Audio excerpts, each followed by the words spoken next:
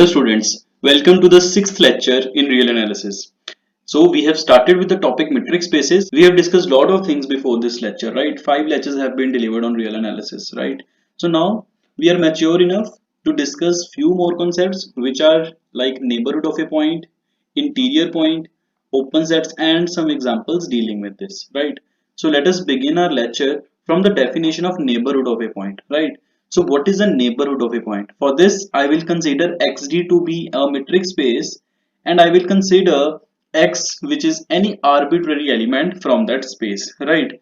Then what is the neighborhood of that point? So the neighborhood will be something, a subset n of x, right? So you will take a subset n of x is called the neighborhood of that point x. When do I will call that subset a neighborhood of x? If there exists an open sphere. Now what is an open sphere? You guys should watch the previous lectures for this.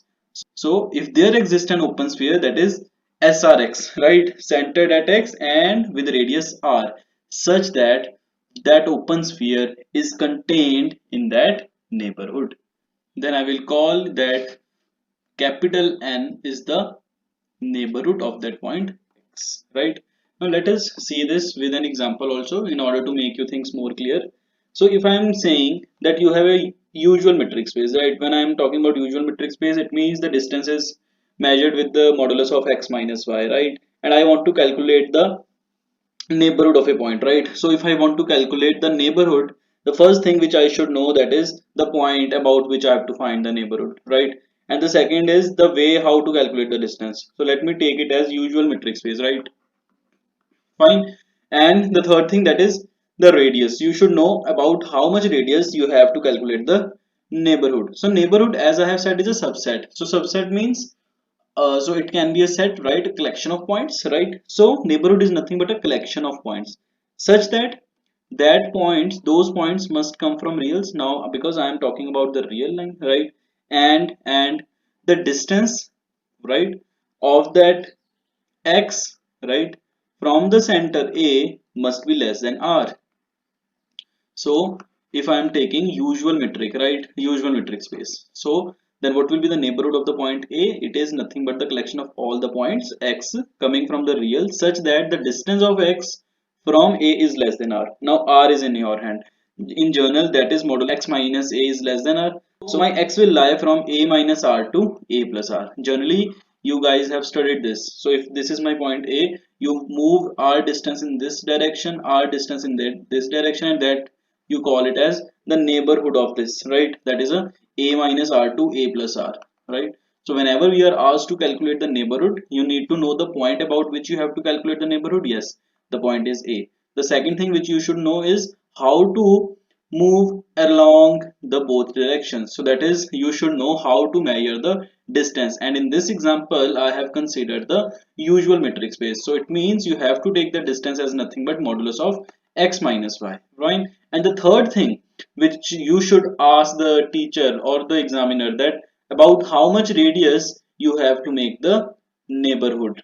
For example, if I can say that if this r is half, or somebody can call, make the neighborhood about the point 2 with the radius 5. So you should know r also. Fine with this. So I hope the neighborhood in case of real line is clear to you now. Fine.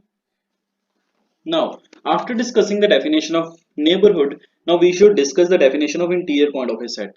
For this also, I will consider xd be a metric space, right? Xd be a metric space, and now you have to consider a subset of x, and let A be a subset of x, right? Be any set. Then a point, let me call that point x, and that point is coming from A, right? So any point x coming from A is called the interior point. So is called the interior point of A if there exists an open sphere, and I will denote the open sphere with SRX, so centered at x and radius r, such that my x belongs to that SRX and that open sphere is contained in A. So if this thing happens, it means that point is a interior point. Now note one thing to be noted here. we can relate the interior point from the definition of a neighborhood also. So if I say x is a interior point of A, so x will be an interior point of A if and only if A is a neighborhood of x, right? I think this thing is clear to you now from the definition of interior point and the definition of neighborhood of a point. So when do I call the crux behind interior point is you have to consider x to be any metric space, and then you have to consider a subset, right, A of x, fine, and then you have to consider any arbitrary element x, right? So that x will be called the interior point when there exists an open sphere. So mind it, you have to consider the open spheres with the center x and radius r such that all those open spheres must be contained in A. So that is the definition of interior point. Important. So two things you have to remember in this definition. So two things you need to observe and keep it in mind. So note, first thing, the first thing is, in order to check about the interior point, so the first point is that A must belong to that set. Whenever you have to talk about that this particular point is a interior point of that set, so first thing is important is that point must belong to the set, right? And the second thing which is important is A must contain, so A must contain a neighborhood which belongs to that set. So this is the crux, right? This is the crux whatsoever is written in the above definition. So that point must belong to the set, and that point must contain a neighborhood which is belonging to that set. Now if I'm talking about reals, right? So how I will define the interior point? So then I will consider any set S which is a subset of R, right? And then I will consider any point A which is coming from S, and this point will be the interior point. Why? If and only if there exists a r greater than 0 such that if you calculate the neighborhood about the point A with radius r, that must be contained in S, right? Now one more thing, the last remark, if you make the collection of all the interior points, so you get interior of a set, interior of a set. It is generally noted like this. So what is this? This is the interior of a set, which is nothing but the collection of all interior points. Interior points of A, or interior points of S. Now, important is, yes, this point is an interior point. The important thing to observe is when that point will not be an interior point. So the important remark. So the important is the contrapositive. So definition of not an interior point, of not an interior point. So when it will not be an interior point. So for this, let S be a, so I will define on reals. You can easily extend it to any space. So let S be a subset of R. Then, so if you consider now for the contrapositive, you will consider A coming from R is said to not, so is said to be not an interior point, not an interior point. So either of the thing must hold. If either A does not belong to S, so that is one of the condition, or the second case can be if A belongs to S, then there does not exist any neighborhood of A which becomes subset of S. So this definition is, I've just written this definition in a layman language so that you can understand this thing, right? So if let me consider this set 1 comma 5 closed, right? Now if I'm talking about S interior, so clearly open 1 to 5, this will be the interior. Now if I'm asking, is 7 an interior point? Is 7 an interior point? You will say no. Why? Because 7 does not belongs to S, right? Now, but what if I say is 1 an interior point? Again the answer is no. Why? Although 1 belongs to S, but there does not exist any neighborhood about the point 1, right, which belongs to S, right, and obviously with radius r. Why? Because this is my 1, this is my 5, right, and this is closed. Now I want to draw a neighborhood about the point 1 with some radius r. Maybe my r is very small. Even then, if you are going towards right hand side, if you are moving towards the right, there is no problem. But once you move towards the left, you will come outside the set, right? I hope you are getting this. So 1 will never come into my interior of a set. So I hope now this definition of not an interior point is clear to you. Fine. And now we are mature enough to understand how to tackle open set.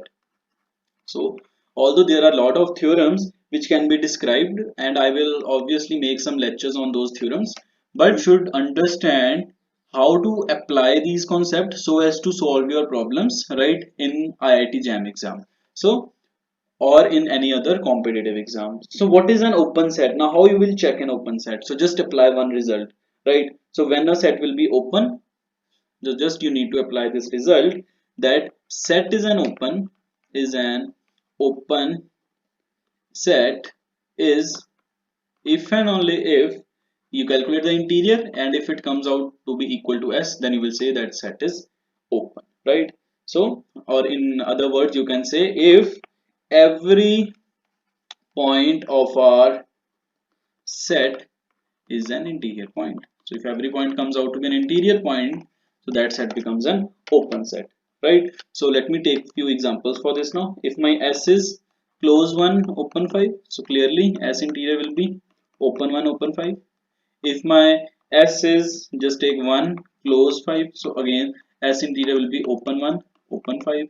If my S is open 1 open 5, so in that case S interior will be open 1 and open 5 only, and in this case I can say that my set is open.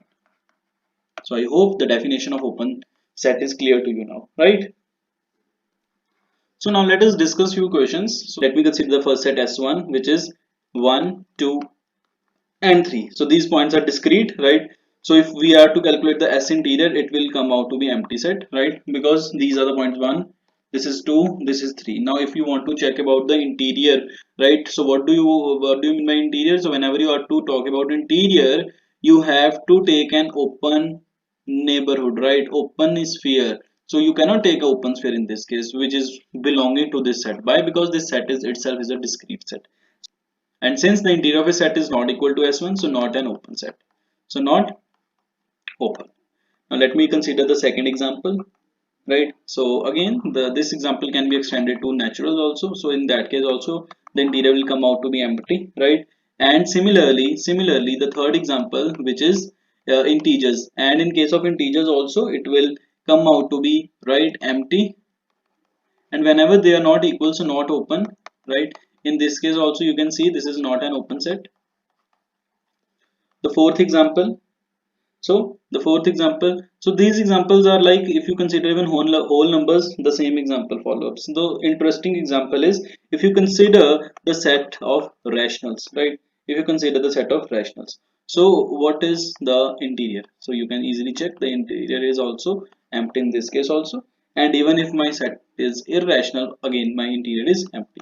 The last example, that is reals. If you take the reals, so what will be the interior? So interior will come out to be real.